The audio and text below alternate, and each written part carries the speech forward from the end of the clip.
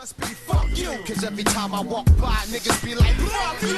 I'll be there, I'll be there, I'll be there, I'll be there. My first name must be he ain't shit, cause every time I'm in a car, bitches be like, he ain't shit. I'll be there, I'll be there, I'll be there, I'll be there. Oh God, listening to some Redman. Love that song. Anyway, let's do another narrated Woodsball video. Last one that we just put up got, what, 10,000 views in 2 days. So people seem to like it, so let's do another one. This one's going to be a little bit different. Instead of just standard footage, this one's actually going to have a little bit of lesson, a little bit of a lesson inside this one. What's going to happen here is I'm out there, I'm shooting my first strike. I've got a camera gun, camera mounted on the pistol, but I didn't put the camera footage up because, as you'll see as this video gets started, I actually end up having a remote line problem. I didn't have a problem with the pistol. I had a problem with the remote line. So it looks like they're getting ready to start the game here.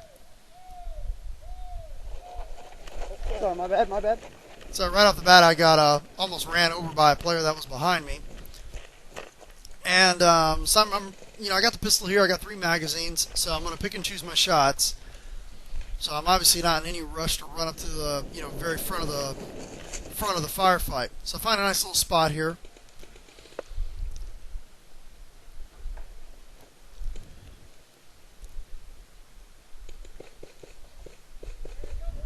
Yeah, he's right wood, that right piece of wood.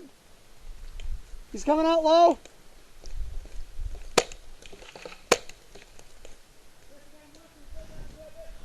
Now, when you're shooting the Tiberius T9, or you're shooting the first strike rounds, having some sort of red dot or scope or one of those fake ACOGs that you can get on eBay or something like that is a must-have.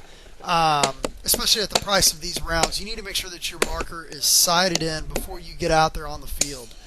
And it's actually pretty easy to sight your gun. And what I recommend you doing is just taking your gun out there and just sighting it in at like 50 feet.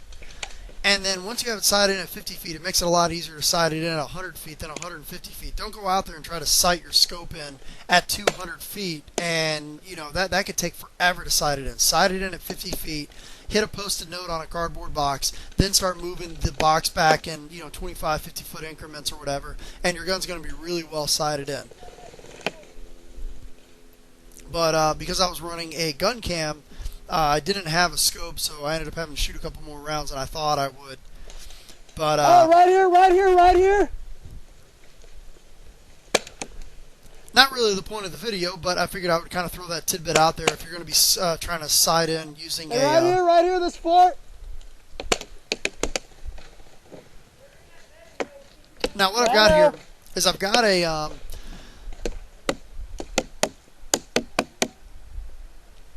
little 14 cubic inch tank basically in my pocket with a remote line, which is usually all you need for 4 or 5 magazines of first strike rounds. First strike rounds are very, very efficient rounds. You get about 30 more feet per second than you would with a normal paintball. So if you chrono a normal paintball at 260, when you shoot the first strike rounds, you'll be shooting at about 290. So they're actually very air efficient. So usually a 14 cubic inch tank is all I need.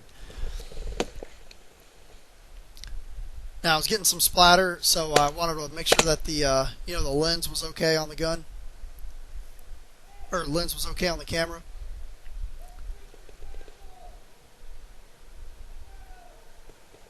Hey, moving up on the left.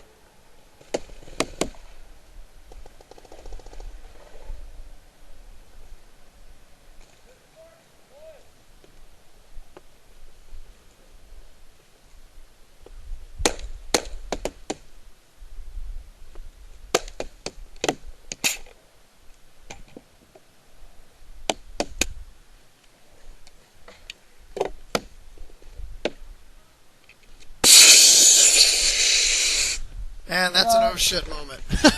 So basically what happened there was when I went to connect the new magazine, the O-ring inside of the fill nipple, or not the fill nipple, I'm sorry, inside of the quick disconnect blew out. So this is a common thing that happens. I don't know what happened, either it tore or ripped or whatever, but bottom line is I don't have a gun anymore. So this is what's really important about this. Okay, this is a 10-on-10 game. I'm still one of the 10 whether I have a gun problem or not. You know, a lot of people when they have gun problems when they're out there on the field, the first thing they do is they'll just walk off. I'm out of air. I've chopped the paint. My loader's dead. I'm not going to do that. My teammates are relying on me, and even though I don't have a gun, I still have a voice. So what I'm going to do here is I'm just going to try to pretty much pick up my mess, and I'm going to start communicating. In the fort, right here. In the fort to your right. I'm basically going to turn into the voice of the team because I don't have a gun, so I need to help out somehow. And so basically what I'm going to try to do is stay alive as much as I can and try to communicate as much information to the Stay people, still in that piece of wood. to the players that are out there. That fort right here in front of me, the big one, that's where he's at. He's at your 1 o'clock. He's at your 1 o'clock. Okay. Now, basically, by me being able to communicate the positions of the opponents, of the players that are on the other team, Yeah. He's I popping can- out the right side of it. what I'm side of trying it. to do here is I'm trying to save them as much ammo, as much paint as possible because I can't shoot back. So if I can get them to conserve the paint and I can tell them exactly where to put their shots I'm at, out of air. it's going to give us a much better chance of winning this game. As long as I can try to stay in and try to communicate the positions of where the other teammates I'm are at, watching or the your other left. players are at. I'm watching your left. Hey, there's 2 at the fort! 2 at the fort! 2 at the fort! Now, when I head checked, I noticed that there was another player that just went into And the there's fort. 2 in that fort!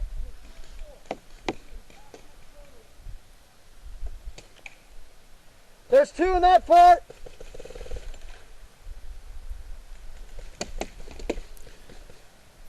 Now, I'm actually Hey, in there's a... one guy. Hey, he's right over here at our 10 o'clock. He's almost parallel with us. Watch it. There's one guy at our 10 o'clock. He's almost parallel with us. Hey, watch to your left. 10 o'clock. He's almost parallel to us.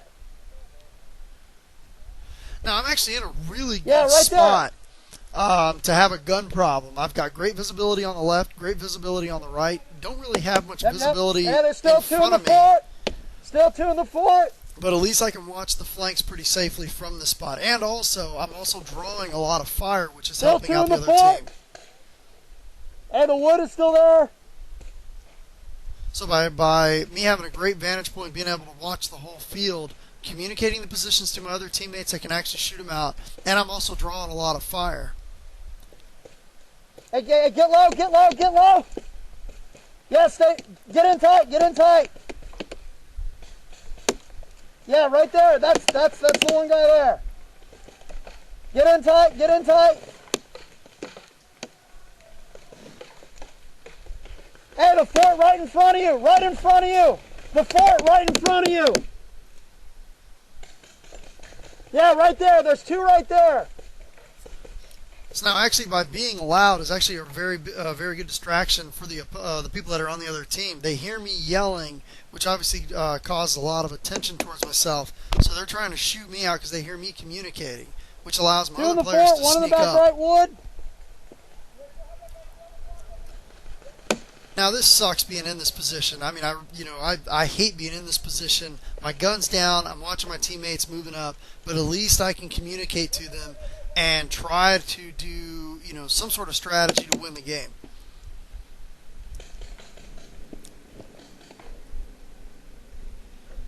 Still on the left.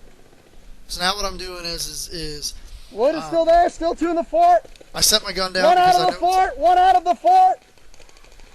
1 out of the fort. I just watched one of the players There's that was in one the fort left in get the fort. eliminated.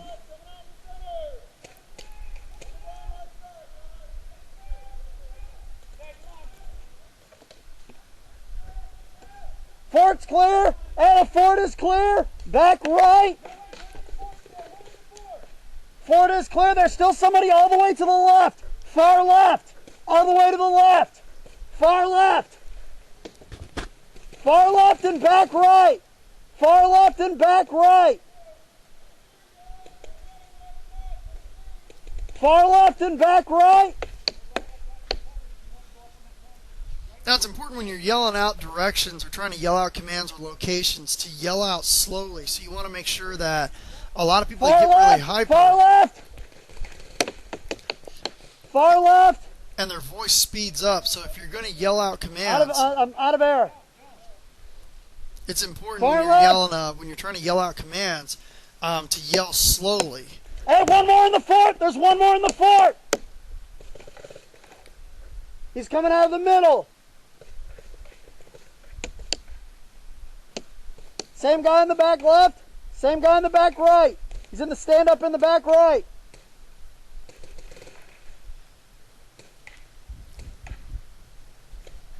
So just trying to observe the field, trying to yell out positions. Hey, watch out! Hey, the guy that was on the left just moved up past us! The guy on the left just moved up past us! Hey, he moved up past us! Left side! Hey, that guy on the left is gone! Fort's out! Hey, left side is open! Left side is open! Now, it was obviously a pretty heated thing because somebody basically I don't think anybody's sprinted in through that the bunker. woods. There is? Somebody sprinted through the woods and basically passed where we were at. But by me being able to communicate that, I communicated that to There's the somebody in left-hand that side. laydown? I communicated that to the left side, and somebody on the left side ended up taking him out. And you can see that player that actually moved past us. He was getting out right there. Kind of a scary thing to have when you watch somebody run past your scrimmage line. Yeah, back right, still hot.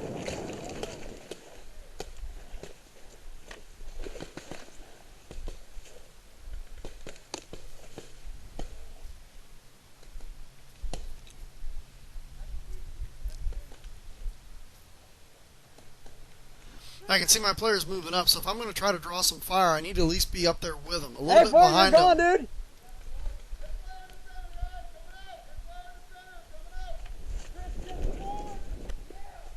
Yeah, still back right. Still back right. You move up to your left. Stay low. No, go around the other side. Go around the other side. Go to your left. Go to your left. There you go. He's looking over here. There you go. There you go. So what I was doing is trying to give He's the still player there. a little bit better commands He might have backed up. so that they didn't Now get he's shot back in out. it. He's out.